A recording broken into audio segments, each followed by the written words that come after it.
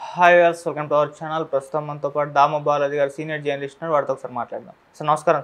నమస్తే సార్, అవినాష్ రెడ్డికి షాక్ తగిలింది సార్. సుప్రీంకోర్టు ఆయనకి నోటీసులు అయితే జారీ చేసింది. మరి ఆయన బెయిల్ కూడా క్యాన్సిల్ అయ్యే అవకాశం ఉంది, ఆయన అరెస్ట్ అయ్యే ఛాన్సెస్ ఉన్నాయని చెప్పేసి వార్తలు అయితే వినిపిస్తున్నాయి.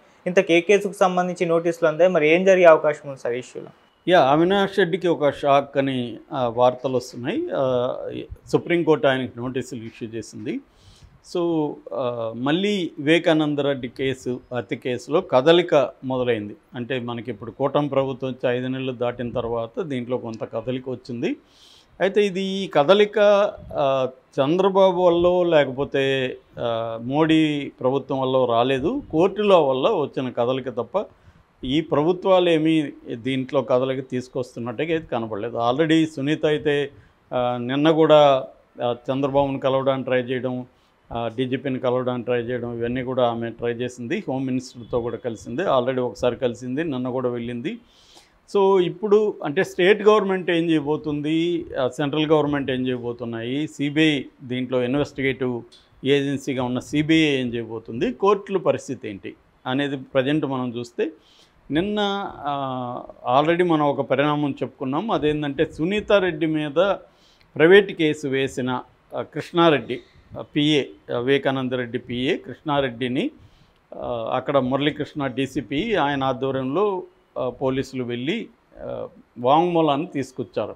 ఎందుకంటే ఆయన అప్పుడు సిబిఐకి ఐఓ ఇన్వెస్టిగేటివ్ ఆఫీసర్గా ఉన్న రామ్ సింగ్, తర్వాత నర్రెడ్డి రాజశేఖర రెడ్డి, సునీత వాళ్ళ హస్బెండ్ సునీత రెడ్డి, ఈ ముగ్గురు మీద ప్రైవేట్ కంప్లైంట్ పులివెందుల కోర్టులు ఇచ్చాడు. పులివెందుల కోర్టు వాంగ్మూలం తీసుకురమ్మనింది. ఈ లోపల సునీత రెడ్డి అండ్ రామ్ సింగ్, రాజశేఖర రెడ్డి ముగ్గురు కూడా క్వాష్ పిటిషన్ వేశారు, తమ మీద పెట్టిన కేసు తీసామని. కానీ కోర్టు అంగీకరించలేదు. ఈ కేసు ముందుకు తీసుకెళ్ళమని పోలీసులు చెప్పింది. పోలీసులు విచారిస్తున్నారు. ఇది ఒక యాంగిల్. రెండవ యాంగిల్, సునీత ఈయన అవినాష్ రెడ్డి బెయిల్ రద్దు చేయమని ఎప్పుడో సుప్రీంకోర్టుకి వెళ్ళింది. నిజానికి ఎన్నికలకు ముందే వెళ్ళింది, కానీ మన సిద్ధార్థ లోత్రా బిజీగా ఉండడం వల్ల సునీతారెడ్డే పోస్ట్పోన్ చేసింది సుప్రీంకోర్టులో. సో అందువల్ల ఇప్పుడు మళ్ళీ అది నిన్న విచారణకు వచ్చింది. జస్టిస్ సంజీవ్ ఖన్నా బెంచి దాన్ని విచారించింది. అందులో సిద్ధార్థ లోత్రా, సునీతారెడ్డి తరపున సిద్ధార్థ లోత్రా ఆర్గ్యూ చేస్తున్నాడు. సో సిద్ధార్థ లోత్రా ఆర్గ్యూ చేస్తున్నాడంటే చంద్రబాబే ఆమెకు ఫైనాన్స్ చేస్తున్నాడని కూడా ఒక వార్త వచ్చింది. ఎందుకంటే ఆయన గంటకు కోటి తీసుకునే వ్యక్తికి సునీతారెడ్డి ఎందుకు పెట్టుకునిందన్న విమర్శలు కూడా వచ్చాయి. ఏదేమైనా సునీతారెడ్డికి అయితే చంద్రబాబు సపోర్టు ఖచ్చితంగా ఉంది, దాంట్లో డౌట్ లేదు. అందుకనే సిద్ధార్థ లోత్రా ఆర్గ్యూ చేస్తున్నాడు.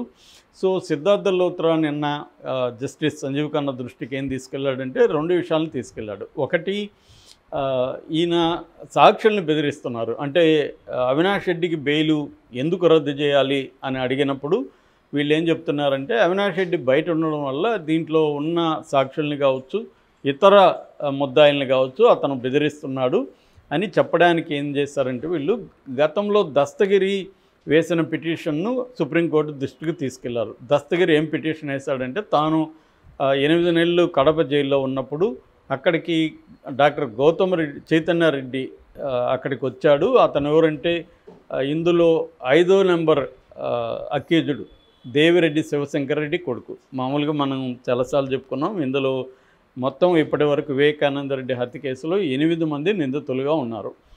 నెంబర్ 1 వచ్చి అక్యూజ్డ్ నెంబర్ 1 ఎర్రగంగిరెడ్డి, తర్వాత number 2 Sunil Yadav, number 3 Umashankar Reddy, number 4 Dastagiri ఏమో ఇప్పుడు నిందితుడి ప్లేస్లో నుంచి సాక్షి ప్లేస్లోకి హైకోర్టే చెప్పింది, తీసేసింది అతను. కాబట్టి దస్తగిరి లేదు, కాబట్టి 7 మంది ఉన్నట్టు ఇప్పుడు లెక్క. 5వ అక్యూజ్డ్ వచ్చి దేవిరెడ్డి శివశంకర్ రెడ్డి, 6వ గజ్జల ఉదయ్ కుమార్ రెడ్డి, 7 వైఎస్ భాస్కర్ రెడ్డి, 8 అవినాష్ రెడ్డి.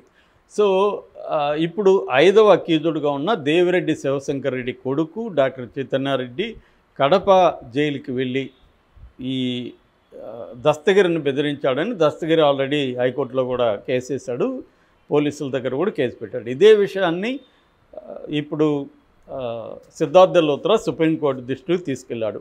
అంటే దీని వెనక ఆ చైతన్యారెడ్డి వెనక అవినాష్ రెడ్డి ఉన్నాడు, అవినాష్ రెడ్డి బెదిరిస్తున్నాడు, కాబట్టి అవినాష్ రెడ్డి బెయిల్ క్యాన్సిల్ చేయండి అనేది వీళ్ళ ఆర్గ్యుమెంట్. సో అందుకని సుప్రీంకోర్టు ఏం చేసింది, అవినాష్ రెడ్డికి ఆ చైతన్య రెడ్డికి నోటీసులు ఇచ్చింది. మీ మీద ఈ ఆరోపణలు ఉన్నాయి కదా, మీ సమాధానం ఏంటి? జనరల్గా వీళ్ళు ఏం సమాధానం చెప్తారు, మేము బెదిరించలేదు, బెదిరించినట్టు ప్రూఫ్ కూడా వాళ్ళ దగ్గర ఏం లేదు, వాళ్ళ ఆరోపణ మాత్రం చేస్తున్నారు, నేను జైలుకు రెగ్యులర్గా వెళ్ళి కొంతమంది ఖైదీలకు మెడిసిన్ ఇవ్వడం అవన్నీ నేను చేస్తున్నాను. అప్పుడు దస్తగిరి అక్కడ ఉన్నాడు, దస్తగిరి నేను కలవను కూడా లేదు, కలిసినట్టు ఏమన్నా ఆధారాలు ఉన్నాయా, సాక్ష్యాలు లేవు, కాబట్టి నేను కలవలేదు, అతను కావాలనే ఇతను బెయిల్ రద్దు చేయాలనే వీళ్ళు కుట్ర చేసి ఈ ప్లాన్ చేసి ఆరోపిస్తున్నారని వీళ్ళు సమాధానం ఇస్తారు. సో అప్పుడు సిద్ధార్థ లూత్రా మీద ఏమి బరువు పడుతుందంటే ప్రూవ్ చేయాలి. బెదిరించినారని ఆరోపిస్తే సరిపోదు కదా, ఎవరైనా ఆరోపించవచ్చు, బెదిరించినట్టుగా ప్రూవ్ చేయాలి, అతన్ని బెదిరించేట్టుగా అవినాష్ రెడ్డి చేసినట్టుగా కూడా ప్రూవ్ చేయాలి. మామూలుగా మనం కామన్ సెన్స్తో ఆలోచిస్తే ఈ కేసులో అవినాష్ రెడ్డి దస్తగిరిని బెదిరించడం వల్ల ఏం జరుగుతుంది? దస్తగిరి ఆల్రెడీ అప్రూవర్ మారాడు, కోర్టులో ఇది ఇచ్చేశాడు. ఇప్పుడు దస్తగిరిని బెదిరించడం వల్ల వీళ్ళకి బెయిల్ క్యాన్సిల్ అవుతుంది తప్ప ఇంకేం జరగదు. సో కాకపోతే ఏంటంటే బెయిల్ క్యాన్సిల్ చేయడానికి ఇంక వేరే కారణం వీళ్ళ దగ్గర లేదు. అవినాష్ రెడ్డిని జైల్లో పెట్టాలనేది సునీత రెడ్డికి ఉన్న గోల్. ఈ గోల్కి ఏంటంటే సుప్రీంకోర్టు ఆయనకి బెయిల్ ఇచ్చున్నది, హైకోర్టు బెయిల్ ఇచ్చింది, సుప్రీంకోర్టు దాన్ని క్యాన్సిల్ చేయలేదు. సో సుప్రీంకోర్టు హైకోర్టు క్యాన్సిల్ చేయనని చెప్పింది. సో సుప్రీంకోర్టు క్యాన్సిల్ చేయాలంటే ప్రూవ్ చేయాలి. ఏమని చాలాసార్లు సుప్రీంకోర్టు ఏం చెప్పింది, bail is the rule, jail is exception అని చెప్పింది.